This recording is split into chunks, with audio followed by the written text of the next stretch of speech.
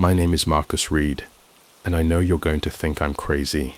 Maybe I am, but 3 weeks ago, I received a call from a number I didn't recognize.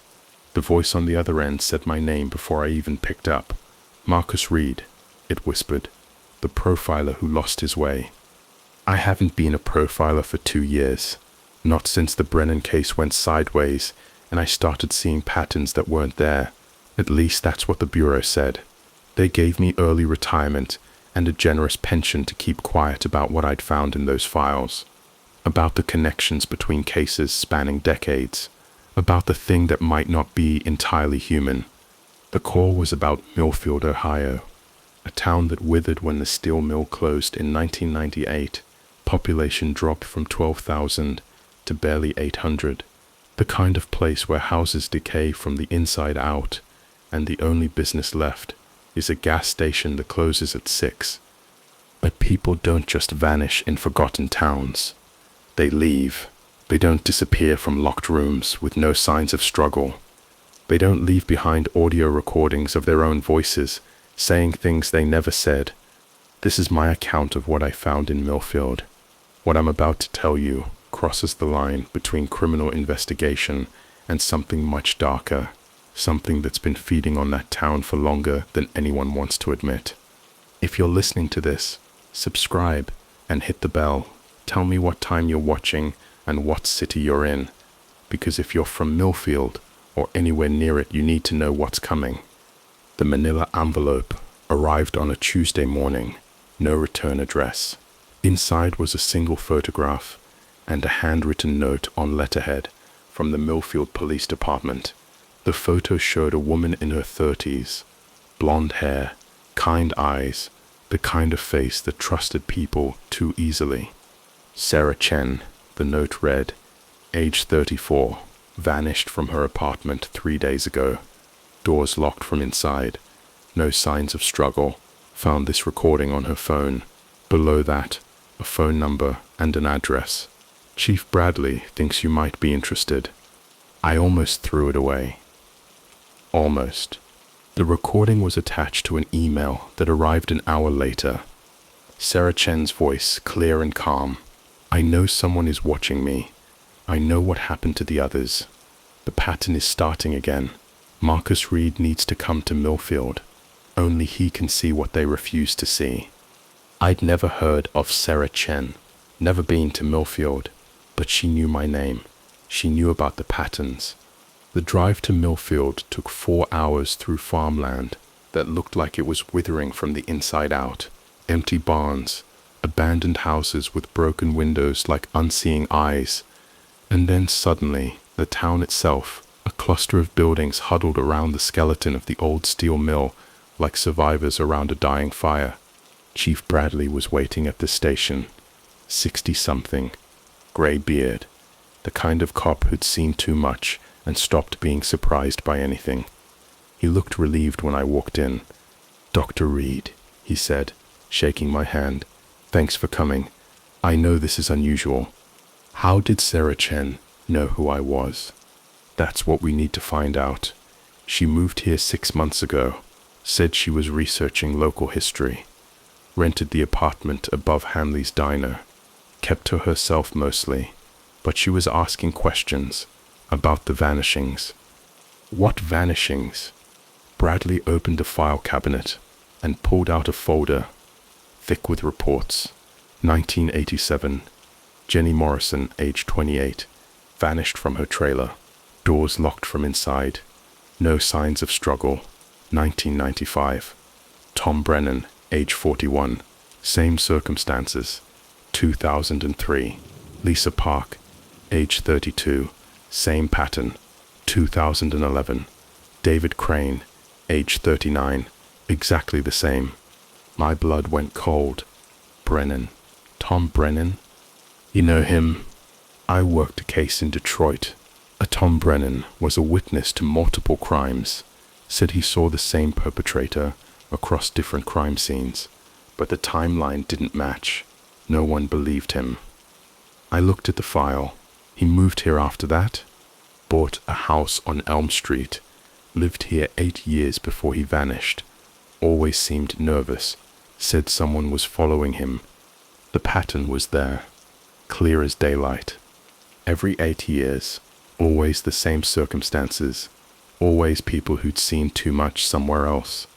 Chief, I need to see Sarah Chen's apartment. The apartment above Hanley's diner smelled like old coffee and anxiety. The windows faced the mill ruins, and even in daylight, shadows moved strangely between the broken girders. Sarah Chen had been living here for 6 months, but it felt like she'd been preparing for something much longer. Her laptop was still open on the kitchen table. The screen showed a document titled The Millfield Pattern. I scrolled through pages of research, newspaper clippings from other towns, police reports, missing person flyers, all connected by a single thread. People who'd witnessed unexplained crimes, who'd reported seeing the same perpetrator across impossible timelines. She was tracking him, I said to Bradley, across multiple states, multiple decades. Him? I showed him the screen.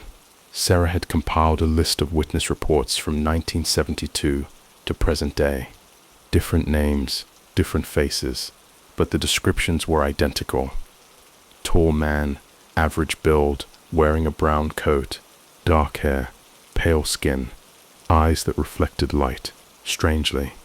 The witnesses always described the same person, I said, but the sightings spanned 50 years.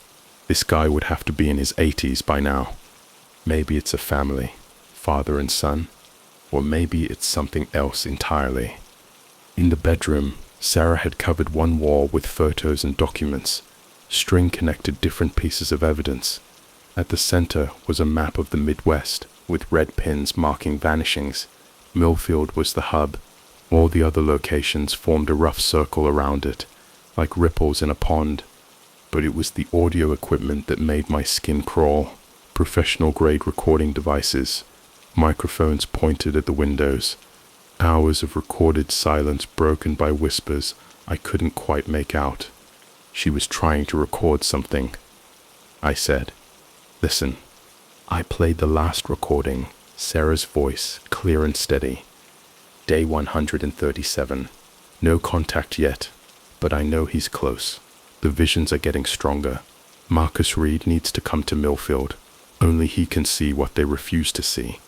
That's impossible, Bradley said. This recording is from 2 weeks ago.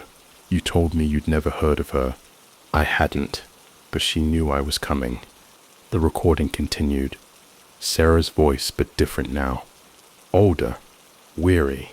The mill is where it started. 1923. The first vanishing. They built the town around it, but they never asked what was already there. I stopped the playback. Chief, I need to see the mill. That place is condemned, dangerous. Then we'll be careful. But as we left the apartment, I caught movement in the mill ruins. A figure in a brown coat, watching us from the shadows. When I looked directly at it, it was gone. The Millfield steel mill had been abandoned for 27 years, but it still felt alive.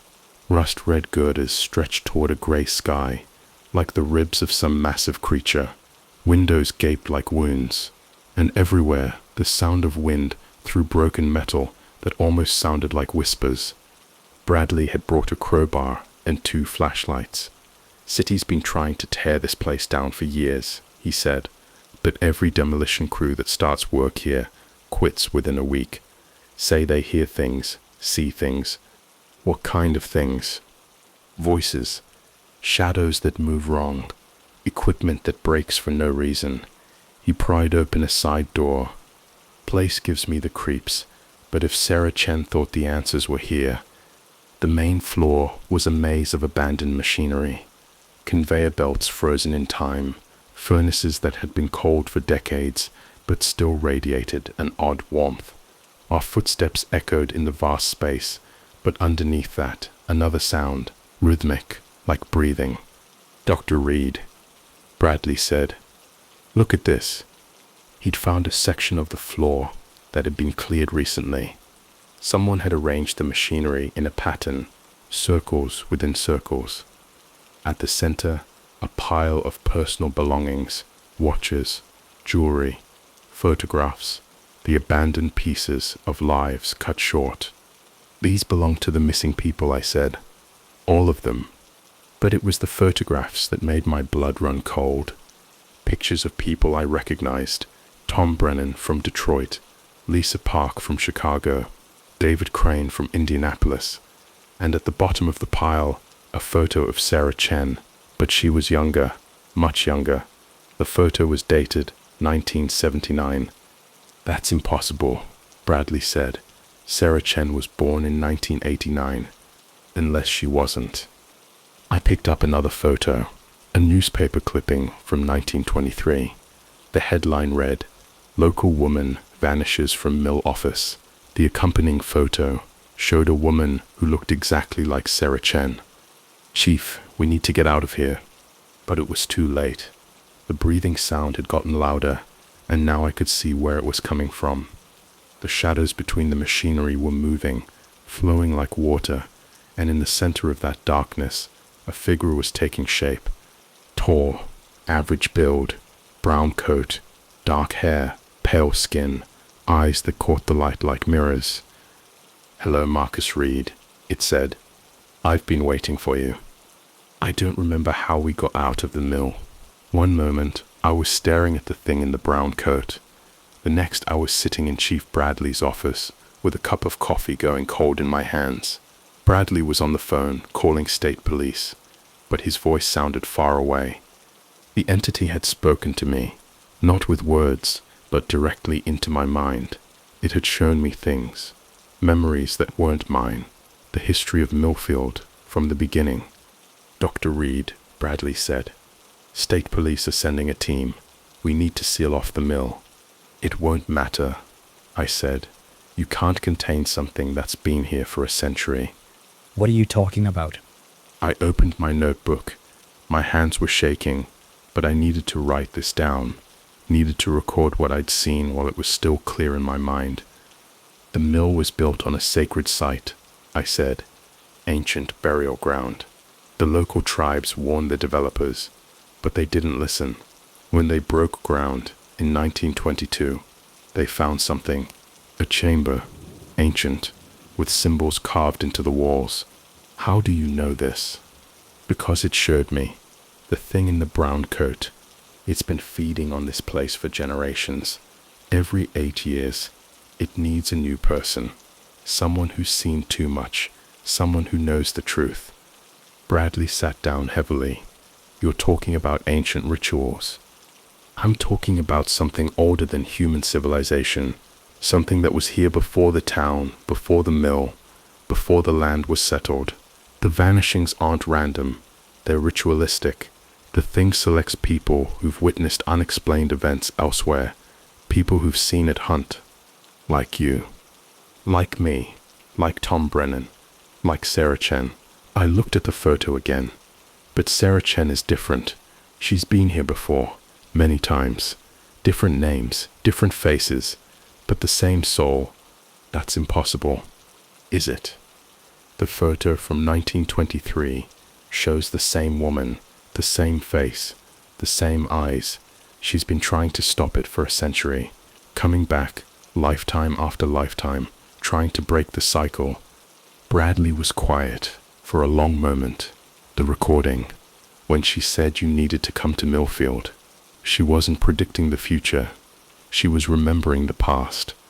Every 8 years, the pattern repeats. The thing takes someone. The town forgets. Life goes on.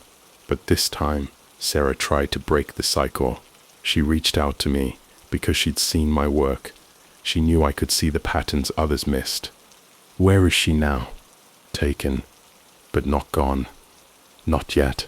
The thing keeps them in a state of suspension as long as possible. Feeds on their energy, their memories, their dreams. I stood up. "We need to go back to the mill, tonight." "Are you insane?" "Probably. But if we don't stop this, it'll continue. Every 8 years, forever. And next time, it might be you, or your family, or anyone else who gets too close to the truth." The sun was setting over Millfield. In the distance, the mill ruins looked like a cathedral of rust and shadow, and somewhere in that darkness, Sarah Chen was waiting. We went back to the mill at midnight. Bradley had wanted to wait for backup, but I knew there wasn't time. The entity was strongest at night, and Sarah Chen was running out of time. The mill looked different in the darkness. Alive, the shadows moved independently of the wind, and the whispers were clearer now, voices speaking in languages I didn't recognize. And underneath it all, a sound like breathing. "Stay close," I told Bradley. "Don't look directly at the shadows. Don't listen to the voices." "How do you know all this?" "Because it's been in my head since this afternoon, showing me things, teaching me. It wants me to understand what's happening here." We found the entrance to the lower levels, hidden behind a stack of old machinery. Stairs descended into darkness that seemed to swallow our flashlight beams. The walls were lined with symbols carved deep into the stone, ancient, predating anything human. "Dr. Reid," Bradley whispered, "we should go back." "We can't. Not now." The stairs ended at a vast chamber. The walls were covered with more symbols, but these were different, newer, painted in what looked like rust, but smelled like copper. In the center of the chamber was a pit filled with water that reflected no light. And around the pit, in perfect circles, were the missing people. Not gone, not fully present, suspended in some state between. Their eyes were open, staring at nothing. Their mouths moved soundlessly, as if they were trying to speak, but had forgotten how. "Good heavens," Bradley said. "How many are there?" I counted quickly. 12, going back decades. I found Tom Brennan in the outer circle. He looked exactly as he had in Detroit, unchanged by the years. They're preserved, kept in suspension to feed the thing. "Where's Sarah?" I found her in the inner circle, closest to the pit. Her eyes were closed, but her lips were moving, speaking words I couldn't hear. "She's fighting it," I said. "Even now she's trying to break the pattern." That's when I heard the voice behind us. "You understand now, Marcus Reid." We turned. The thing in the brown coat stood at the foot of the stairs. Up close, I could see it wasn't entirely human. The proportions were wrong. The fingers too long, the smile too wide. "Understand what?" I asked. "The necessity, the balance. This place has power, ancient power, but power requires sacrifice. Every 8 years, I take one. The town prospers, the harvest is good, children are born healthy, the balance is maintained. And if you don't, then the power turns inward. The town withers, the people suffer. The land itself becomes barren." It moved closer. "I am not the villain here, Dr. Reid. I am the guardian, the protector, the necessary balance. You're a parasite, a predator. I am what I have always been, what I was made to be." The first settlers knew this.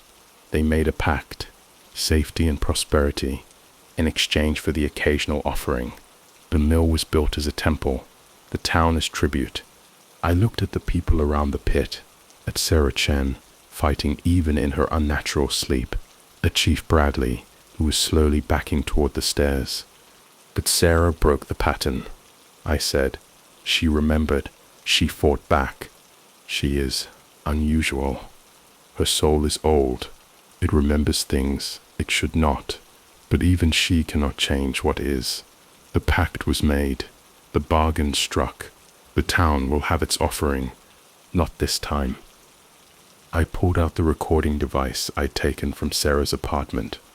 The thing tilted its head, curious. "What are you doing?" "Breaking the pattern." I pressed play. Sarah's voice filled the chamber. Not the words I'd heard before, but something else, something older. Words in a language that predated human speech. The symbols on the walls began to glow. The water in the pit started to bubble. "Stop," the thing said. "You don't understand what you're doing." I understand perfectly. Sarah didn't come here to surrender. She came here to teach me, to show me how to break the cycle. The people around the pit began to stir. Their eyes opened, their mouths opened, and they began to speak in unison, repeating Sarah's words. The thing in the brown coat let out an inhuman shriek, not a human sound, but something deeper, something that hurt to hear. It rushed toward me, but Bradley was there, crowbar in hand. The metal passed through the thing like it was made of smoke. It's not real, I said. Not in the way we understand. It's a reflection, an echo, a shadow cast by something much older. The walls of the chamber began to crack. Water seeped through the stone. The pit was overflowing, and the water was washing away the symbols. The mill, I said to Bradley. We need to get to the mill. We ran through collapsing tunnels as the chamber flooded behind us.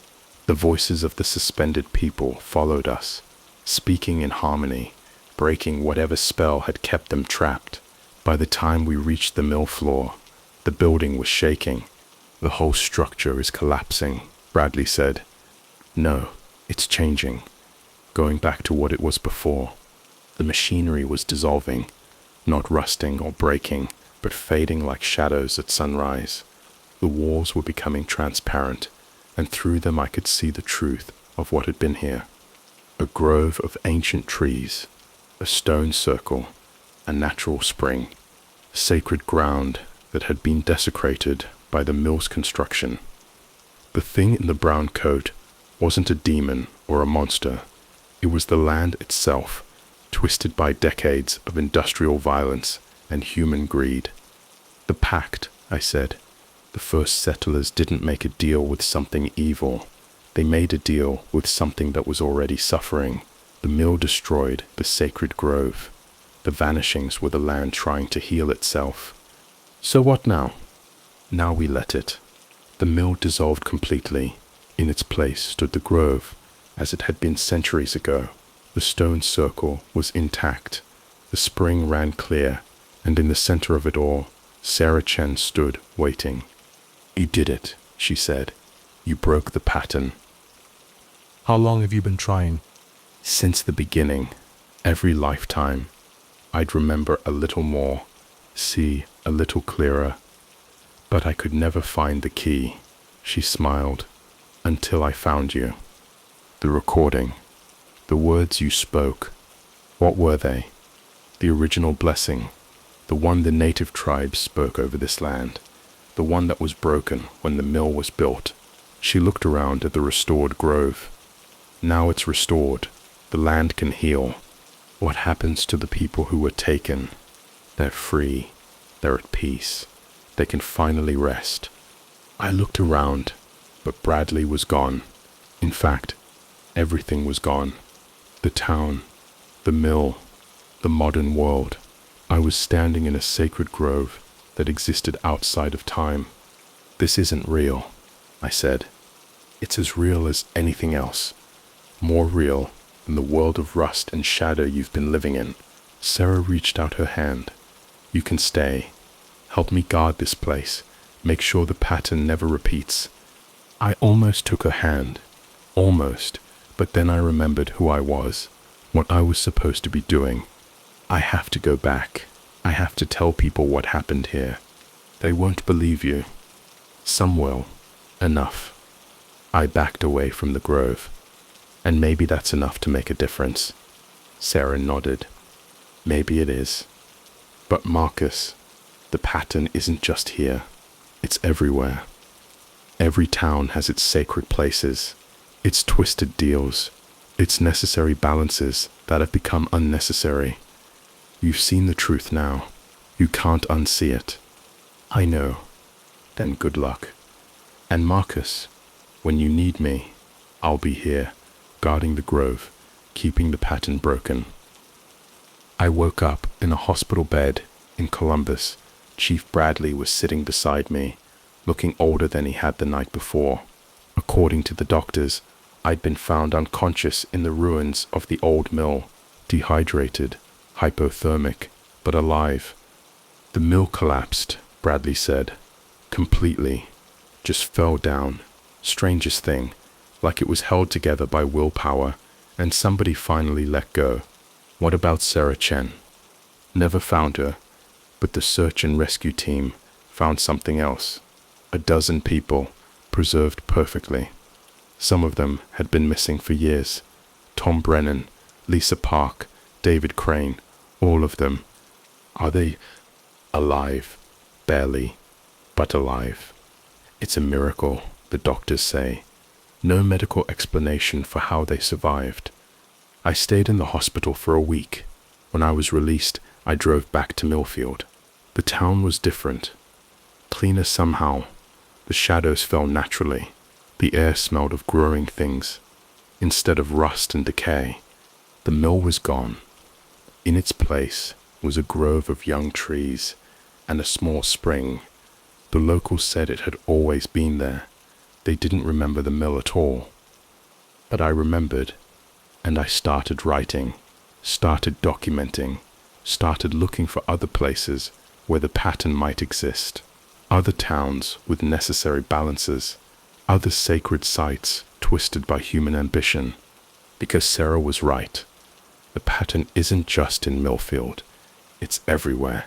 In every place where people made deals they didn't understand, where they sacrificed the sacred for the profitable, where they forgot what was there before.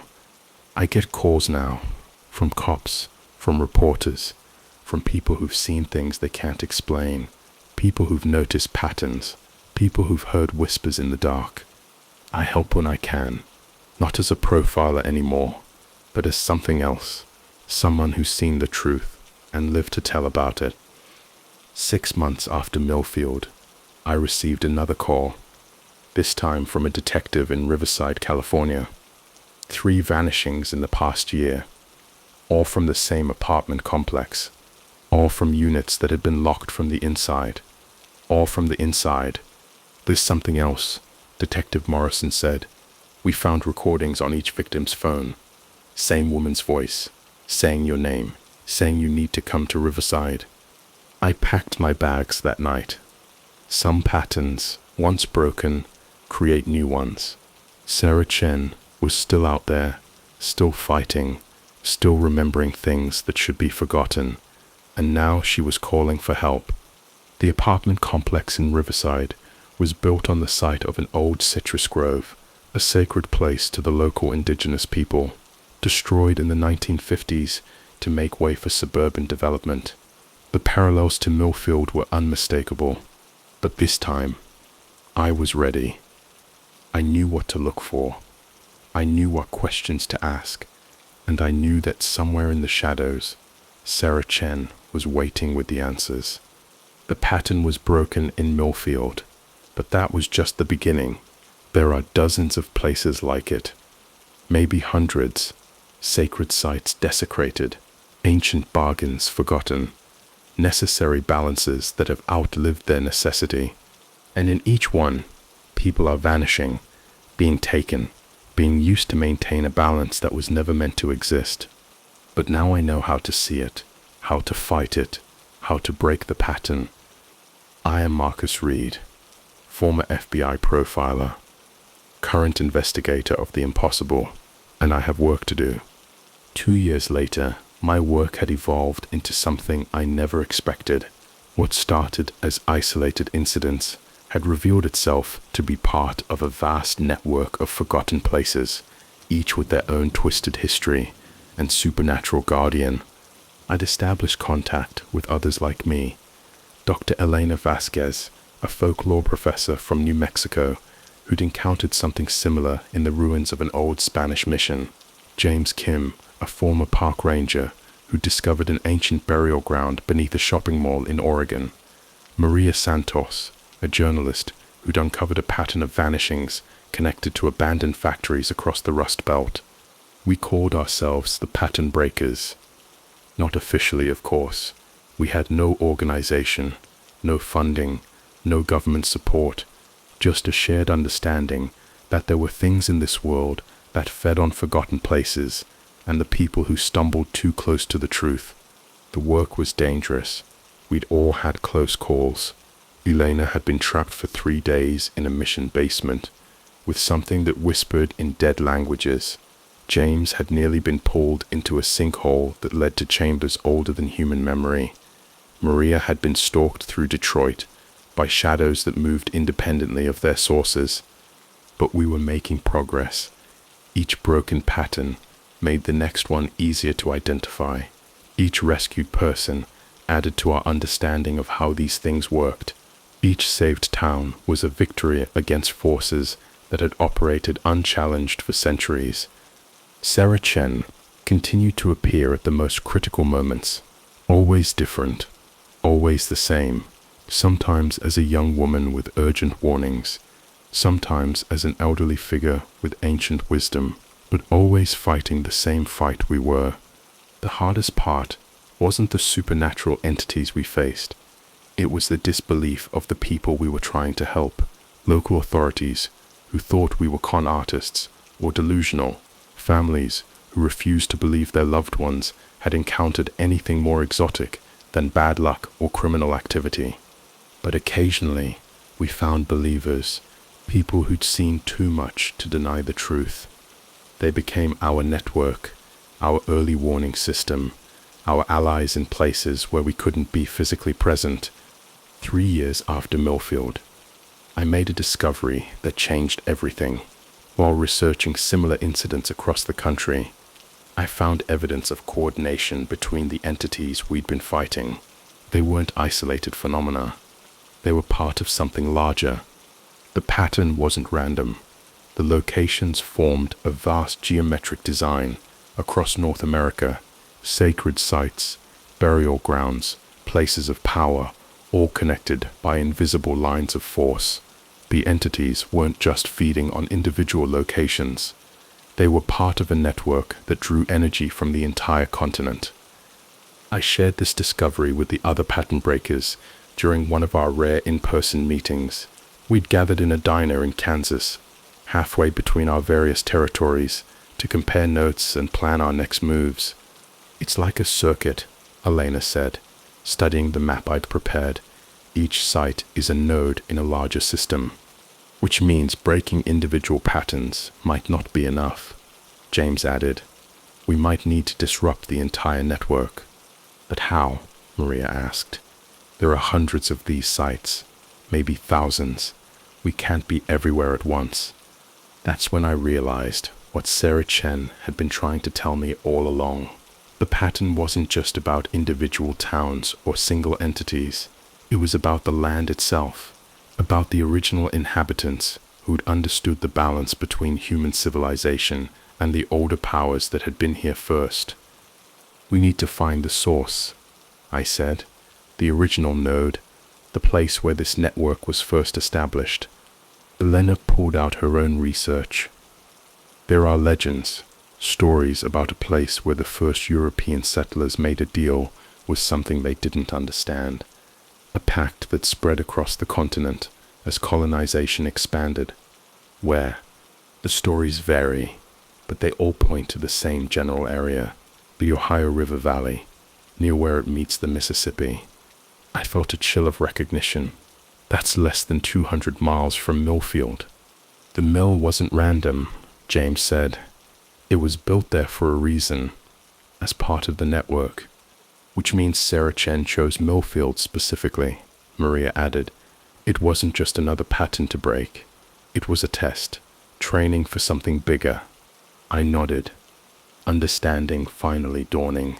She's been preparing me for this, for whatever's at the source. That was 6 months ago. Since then, I've been preparing for the journey to the Ohio River Valley, researching the history, gathering resources, saying goodbye to the life I've known, because I understand now that this isn't just another case. This is the culmination of everything I've been working towards since that first call about Millfield. The other pattern breakers will continue their work, monitoring their territories, breaking individual patterns as they arise, but the source is something I have to face alone. Sarah Chen has made that clear in the dreams that have been visiting me with increasing frequency. In these dreams, I see the place where it all began, a confluence of rivers where ancient peoples once gathered for ceremonies older than recorded history, where European settlers built their first permanent settlement west of the Appalachians, where they made a deal that seemed beneficial at the time, but has been feeding on the continent ever since. I see Sarah there, waiting, not as the young woman from Millfield or the ancient figure from my visions, but as something in between, all her incarnations at once, the eternal guardian who's been fighting this battle longer than human civilization has existed. And I see myself walking toward a confrontation that will determine whether the pattern continues for another few centuries or finally comes to an end. The work isn't finished. It may never be finished. There are always more forgotten places, more twisted deals, more necessary evils that have outlived their necessity. But the network can be disrupted. The source can be contained. The pattern can be broken at its root. My name is Marcus Reid. I've seen the patterns that hide in the dark corners of America. I've fought the things that feed on forgotten places. I've broken cycles that have run for centuries. But my greatest challenge lies ahead, in the place where it all began, where the first pattern was established, and from which all others have grown. I'm ready for whatever waits there, because I know now that I'm not alone. Sarah Chen will be there. The spirits of everyone who's ever fought this battle will be there. And maybe, finally, we can break the pattern once and for all. If you're listening to this, remember what I've told you. The patterns exist, they can be broken, and there are people fighting to break them, even if you never see us, even if you never know our names.